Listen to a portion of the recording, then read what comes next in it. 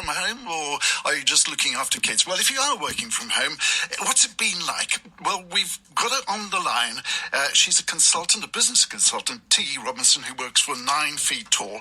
And Tiggy knows all about this, and hopefully we can put the questions that you want put to Tiggy. Okay, Tiggy, home working for many of us, it really has been thrust on us. The take-up of home working, do you think it's going to continue with? Hi, Bob. Thanks so much for talking to me. Yeah, you're totally right. It was a change that we didn't choose, wasn't it? It's kind of happened out of the blue. But I think for a lot of people, it's shown that there are really some benefits.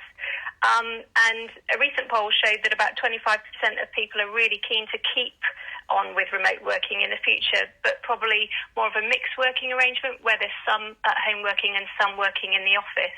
Do you think it's because people miss the office atmosphere? I'll say that again. Do you think it's because people miss working in an office with the atmosphere and the banter?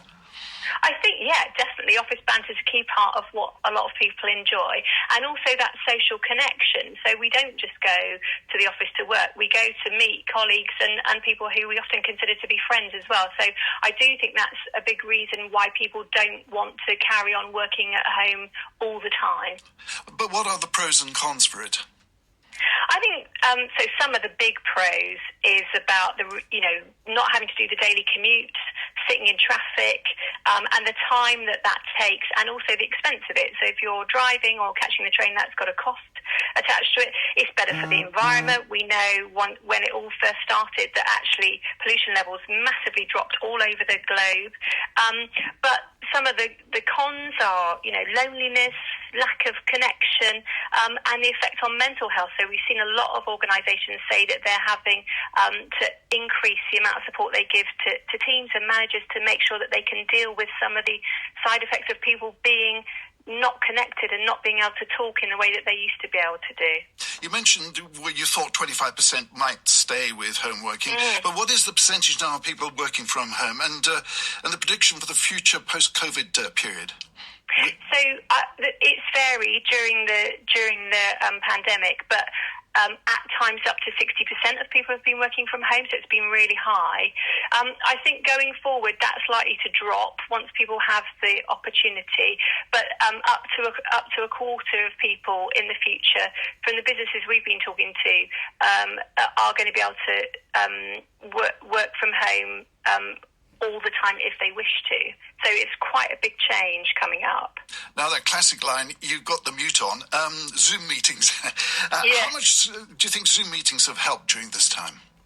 I think so. Zoom and Teams and other platforms have been massively helpful. So without it, I think a lot of organisations would have struggled. So it has meant that we've been able to carry on collaborating and having meetings. So there's been some real pluses. I think there's also been quite a lot of negatives as well, because people have really complained about the amount of time they're on screens. So we always talk about our kids having too much screen time, but I think we've all had too much screen time now. So there's a bit of fatigue that started to kick in. And also, when we're in Teams meetings, often people don't move for hours. They have back-to-back meetings. They're not moving, which is really poor for our overall health. Yeah, I can understand that. For successful home working, do you think it depends on up-to-date hardware? I think that's one bit of it. So, you need to have decent kit, decent equipment, and decent broadband, which is a killer when you've got lots of people. So when we've had kids working at home and them needing to access online material, and maybe two parents in a house, all trying to access internet, things like having enough equipment and having the right broadband are really important. But it's not just about that. It's also about what's the environment where you can work, and do you have a space which is set up for you physically to work so you're not going to get injuries, back problems and wrist issues. And also, we've seen it with a lot of young people. So often they might be in shared housing, so you don't even have your own space to work. So that's something that employers need to think about when they're asking people if they want to continue working from home. Is that appropriate? And have people got a good space to work in so they can be productive? Good advice there. But what about tips for home workers? You've mentioned getting up and moving around, not just sitting there all of the time. What else should they be doing day to day? We've introduced a few things which have worked really well. So previously, if people used to commute, you have that opportunity to kind of wind up into working time and then wind down at the end of the day.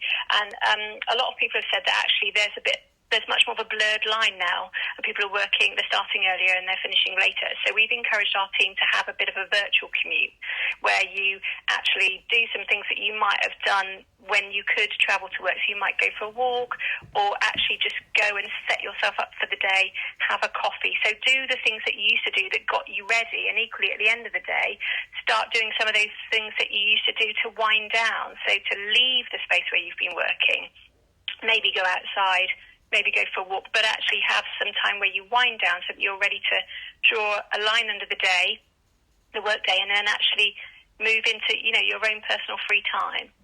Yeah, I think there's other things as well, just the movement we talked about, so moving around, and also making sure you eat. So lots of people not taking good breaks, and making sure that you make time to have a bit of thinking time in amongst these meetings. So we've done things like stop meetings earlier than we would have done before and start them a little bit later so that you get a gap in between instead of running through the whole day without a break. I mean, I find only being a short time in front of a computer, I find the screen, the intensity of the light gives me one big headache. Yeah, completely. And I think that's the other thing. So if you're struggling with working, normally in your organisation you'll have somebody who can help with that. So I would say make sure you speak to your manager or a person who can help you with that if you're struggling, because actually long term you don't want working from home to damage your health in any way. So it's really important, if you are finding things difficult, to make sure you speak to somebody. Right, I hope lots of people are listening and taking that in. Tiggy Robinson, thank you very much indeed. And, we are moving towards, hopefully, the end of the lockdown, so we shall see whether people want to go back to work or whether they want to stay in their home. Tiggy, thanks very much. Thank you. This is Radio Bath.